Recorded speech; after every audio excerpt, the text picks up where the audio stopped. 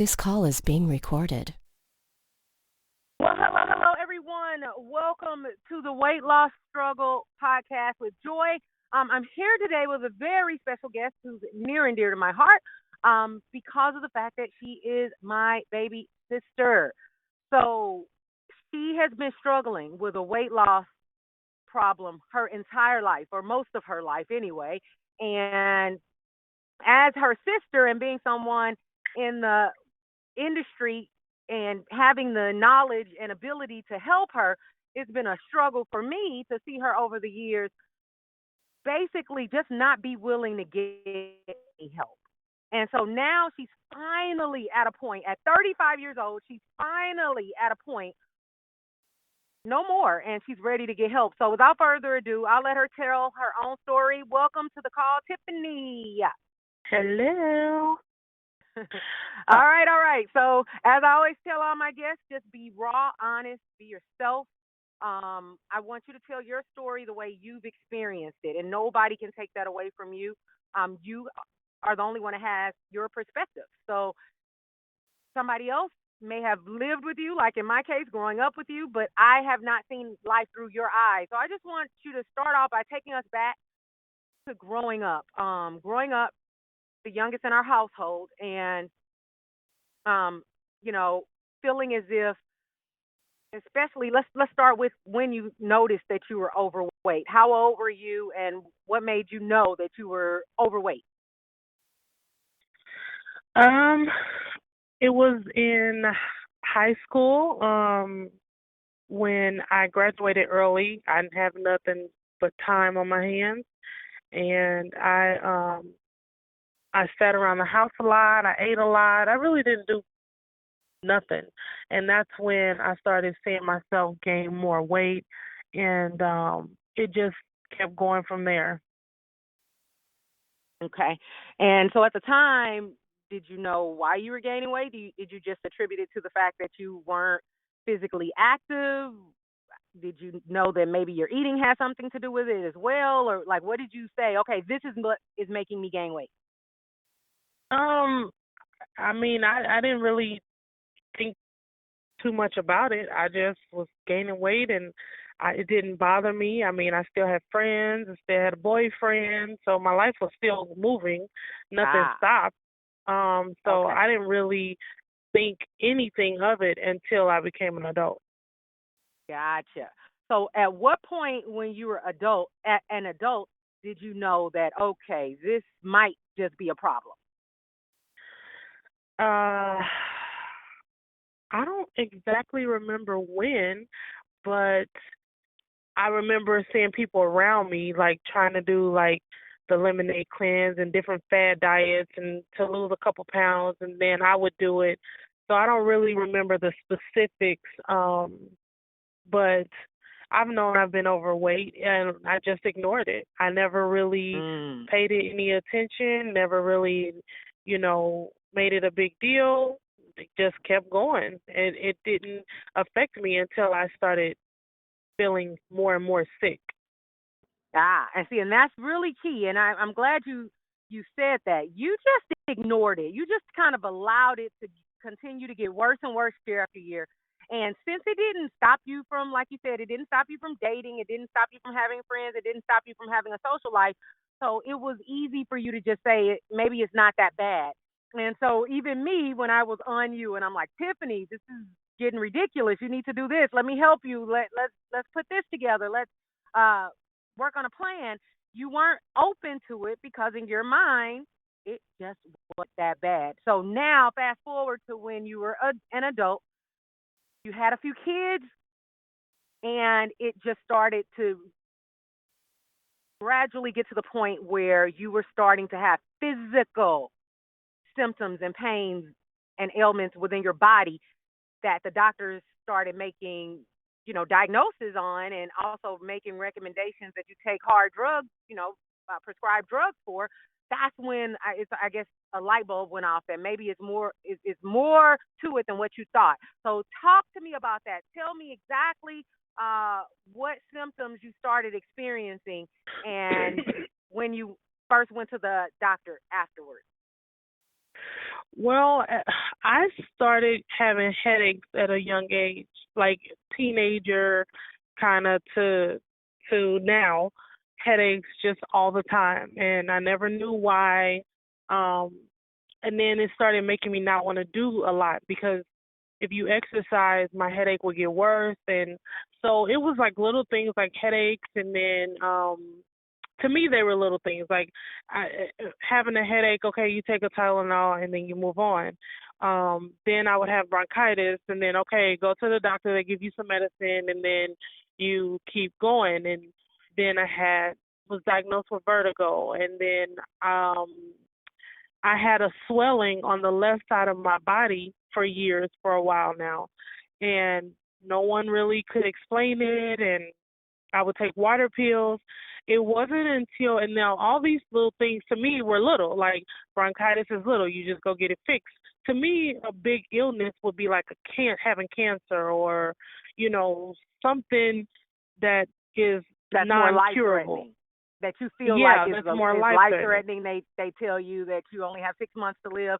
So in your eyes, you're looking at these symptoms like not that big of a deal. Not it can get fixed with a quick pill or something, and so I can Yeah, continue even living my with life. So you're still downplaying things at this point. yes, even high blood pressure, I was told that if I keep going in the direction that I'm going by a doctor that told me that I will have high blood pressure. So and every time I would go in, my blood pressure would be super skyrocket high. And to me, it wasn't a big deal because I didn't really know and understand what that meant for real. And Mm. then he said that, you know, I was working with a girl who had diabetes and she took shots, and I was like, "Oh, wow, I wouldn't be able to do that because I don't like shots." And so she was like, "Well, if you keep eating the way you're eating, you know," and then it was just like, "Okay." And I heard her and it sunk in a little bit, but it still didn't, you know, my personality has always been a rule breaker, a not to follow, you know, find my way around something. So Mhm. I'm like, okay, well, if I just add a few more of this and this, I should be okay. So, um, yeah, I never really, nothing really was a big deal to me. And I always found an excuse or a way to go around the real problem Mm. until Wow. I got diagnosed with um, this cyst on my ovaries. The Mm. reason why it affected me so much was because the all of the medicine that they were making me take because of it, but those Mm. side effects to that medicine was dramatic. And then they were talking Mm. about surgery, and then they were talking about, well, it could explode inside of you. And it just started seeming like, okay, wait, this is starting to be a little bit serious and too much. And I would cramp, and when my cramps would come, they would come like seriously. Like I couldn't take it. Mm. I would ball up, be crying, and it just be overwhelming. And to the point where I wouldn't want to go to work. I wouldn't want to be around the kids. I wouldn't be want to be bothered. Period. And so then it started affecting me. Like all the other things did not. And then this cyst on my ovaries is affecting my life. Like, and that's when I started feeling, and also the bronchitis and the cyst happened at the same time. I've been coughing for 5 months now, and the medicine that they wanted to give me was just so dramatic. And so on top of the cyst and then the bronchitis and then I'm still getting headaches, I'm taking a lot of medicine. And what's interesting is that's when I happened to talk to you about a month ago, and I you couldn't say like a full sentence without coughing, and I'm like, why are you coughing like that? And because you hadn't even told me what is going, you didn't tell me what the doctor diagnosed you with. You didn't tell me that things had gotten this bad. So all of a sudden, you were like piling it on to me. And again, in my opinion, you were still a little nonchalant about it. And I'm like, Tiffany, you are 35 years old. Like, you should not be having these problems. This is not an optimal life. And not only that, but at that point you were like, well, guess what? Because of this, I did toss in a salad or two a day, or drinking a little more water, or doing this or doing that. And I'm like, wait a minute. You are telling me major health ailments that are going on with you, major obesity that's still going on with you and continually getting worse. And you're telling me you're going to take maintenance action? That is something Yeah. that you do for maintenance. You don't sit and do something for maintenance, but you need reconstructive surgery. You pull out the big guns to handle the big problem. So in my mind, I thought you were losing it. I'm like, wait a minute, you're still downplaying this. And Mhm. so finally, you said enough is enough, and you reached out to me, and you said that you wanted to commit to a 100-day juice detox. Tell me why. What made you want to do that? Well, I don't want to continually be sick. I started seeing myself like on Facebook. It would pop up and say memories from last year or memories from 5 years ago, and I started seeing. I would post I'm sick or not feeling good or my head is hurting or whatever. I would post things like that on a regular basis. And the day that I did not feel good, which was a couple months ago, it was on this same day and but last year I was having the same problems. And I started Mm, and then that's when my boyfriend told me like ever since I met you, you've always been sick. But wow. for me, food has always been comfort. Food has always been like I was deprived as a kid. Like we never had food at home ever. And so one Mhm. thing I vowed to myself was when I get older, this is not going to be my issue. I will not have problems Mm. eating what I want. And so as an adult, I was like, I make enough money. I work hard enough. I feel like I'm doing this good and I deserve to eat what I want and be happy. And so that's what I did. And I ate out literally 2 weeks before I said I want a juice. I think I had KFC 3 days that week. Three Wow. times that week. I went to McDonald's a couple times and I had a Wow. salad at McDonald's with the fried chicken and the Southwest chicken salad with fried chicken, and I piled on the dressing with a Coke. And I was eating Wow. apple pies like crazy. I was eating ice cream like the week before, like not the week before. That's how I eat.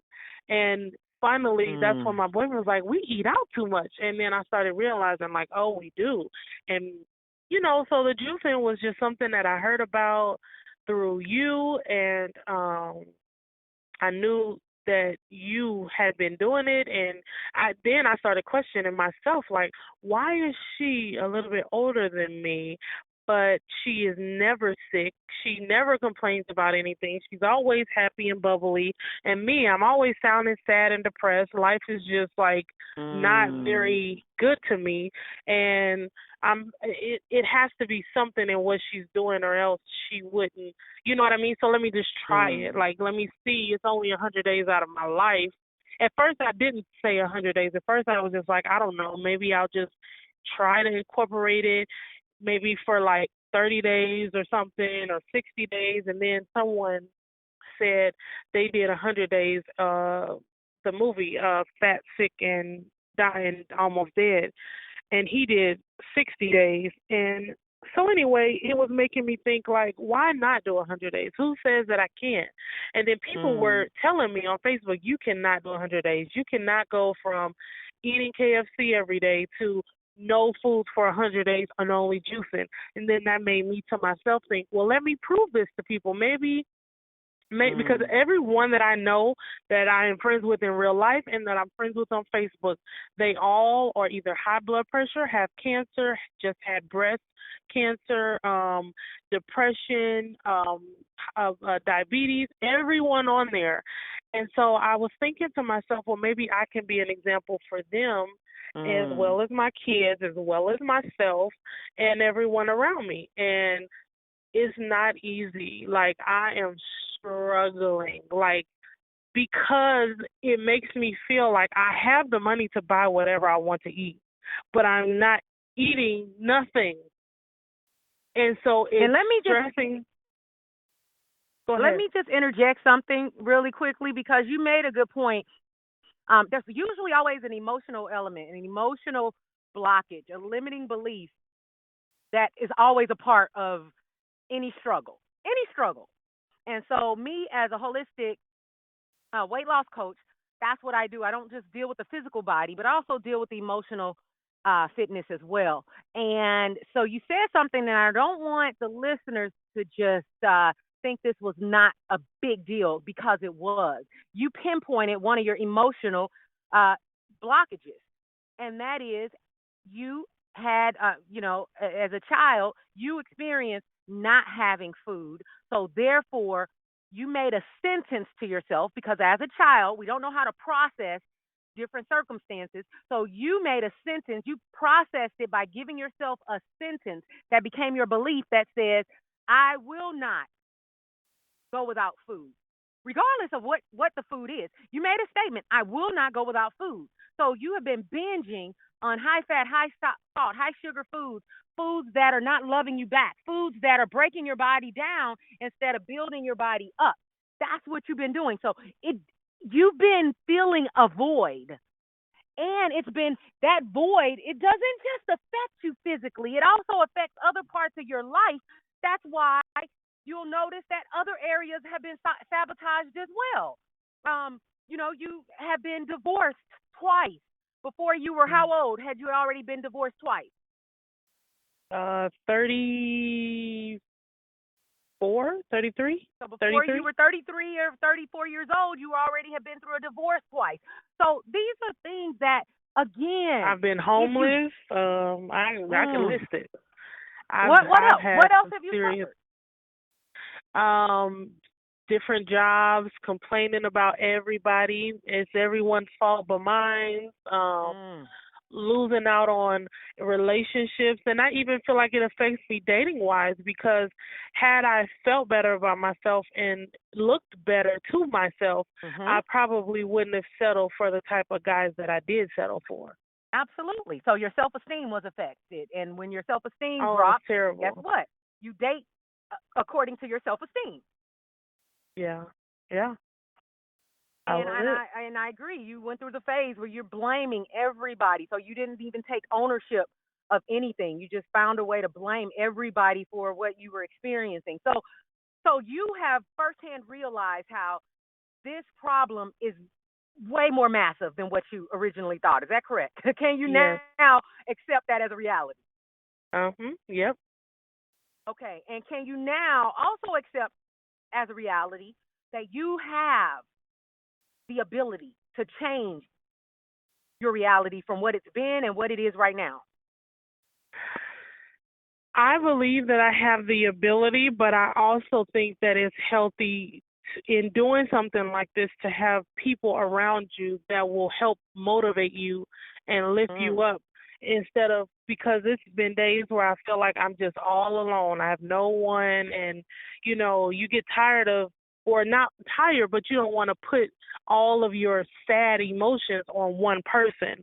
So it's good to have Mhm. a Mhm. couple people that you can kind of call and just vent to because it's not easy at first. You have to I've been doing this for 35 years. I've been eating how I want to eat. So to take that and say for 100 days I'm not going to eat anything and I'm just going to fuel my body with all of these wonderful nutrition which I didn't think it was as important until I started doing the research and started seeing how the foods that are being served to us at all these different places, it will kill you slowly but surely, but it will kill you in some kind of way. And so just to have a group of people or a couple people around you that you can call and talk to, keep you motivated, and try to incorporate it in your house, period. Because it's not easy to try to do it and then your husband or boyfriend and kids are still eating what they want to eat and just eat. So if it can be incorporated into the house some kind of way and everyone is kind of participating in it, it will be better than just trying to do it alone. But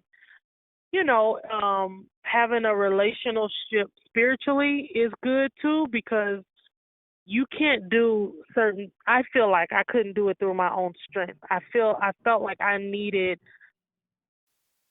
to get spiritual within myself and have that connection so I could do it and it not be through my own strength.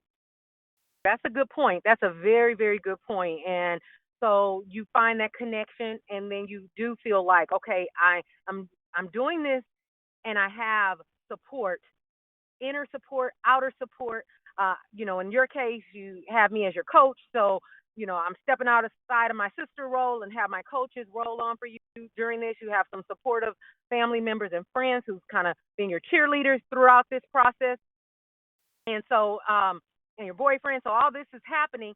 And now, like you said, you don't feel like you're by yourself as you go through the process.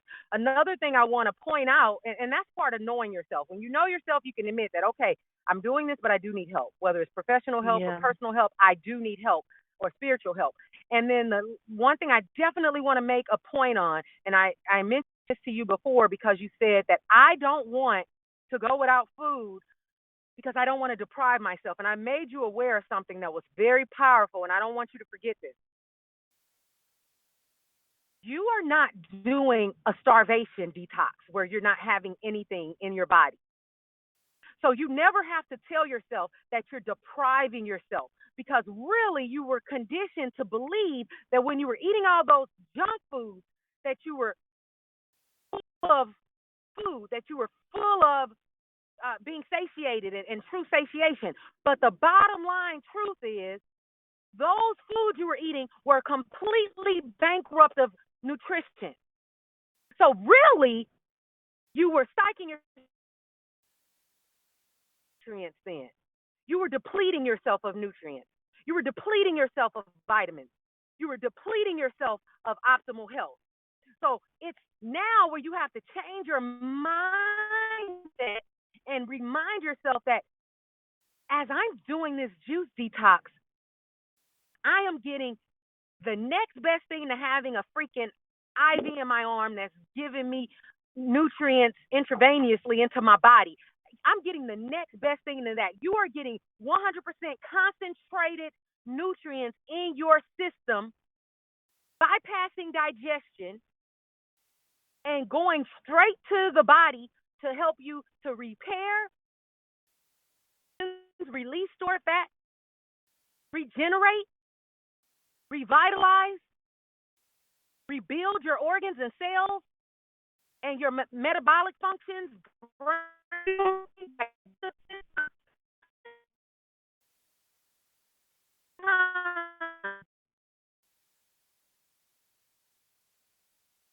Look at it during this detox that you're doing any type of deprivation, because you're doing the complete opposite.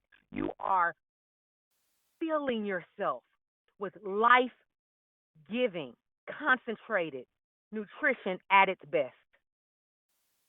Do you see how that gives you a different outlook on what you're doing? Yes. And also, doing the research behind every fruit and every juice that I'm making to know that it's all doing something to benefit me instead of Yes. just make me full for a little bit and then I'm hungry again.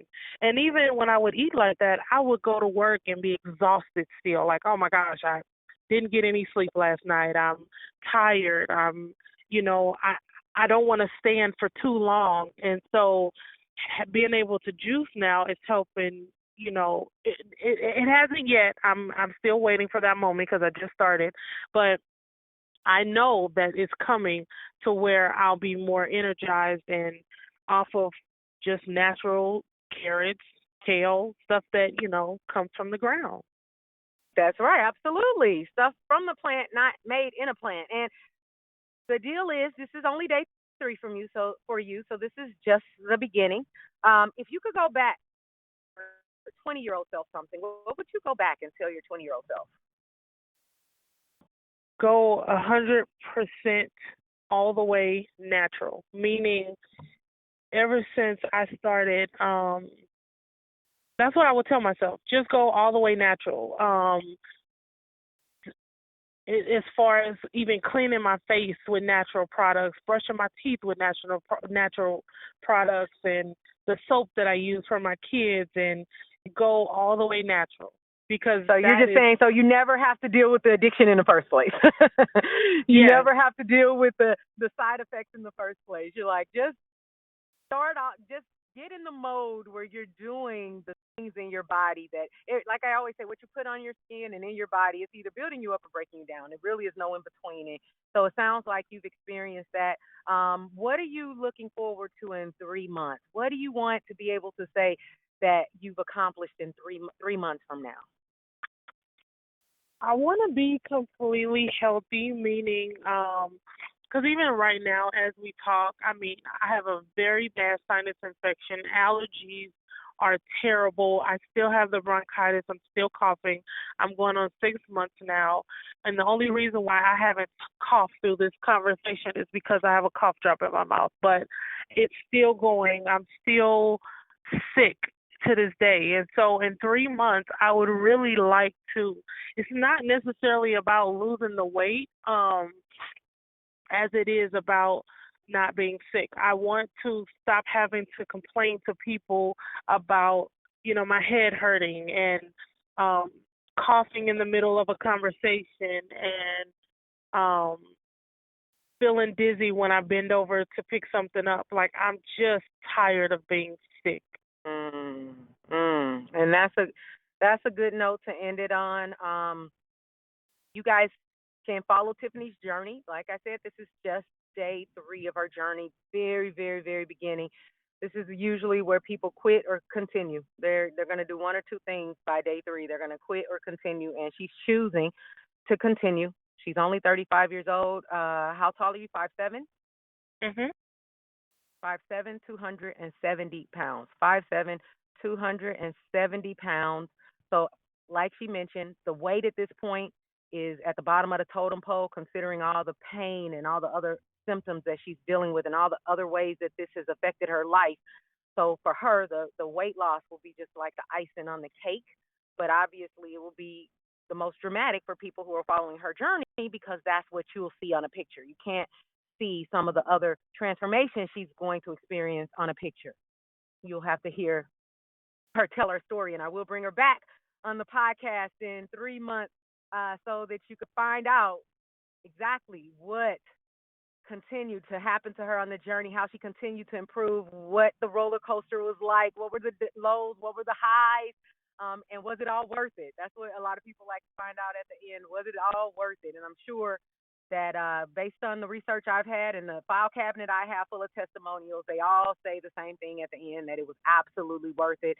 And the only thing that they regret is not finding out about information sooner or not taking action sooner. So if that's you, if you want to take action, if you want to be on a journey and a transformation, then I highly recommend that you start off by going to my site and scheduling a one-on-one consult with me. I do a one-on-one free strategy session that's about 20 minutes long so that I could just find out, ask you a few questions about your history, and then when I find out exactly what happened in the past, where you're at right now in the present, then I can give you a strategy that you can, a plan, a strategy, a map that you can start down that course immediately to your own transformation. So again, you can find my website at fitinthecitybootcamp.com, fitinthecitybootcamp.com. If you need more of the emotional help more than anything, you can go to r3method.com, r3method.com.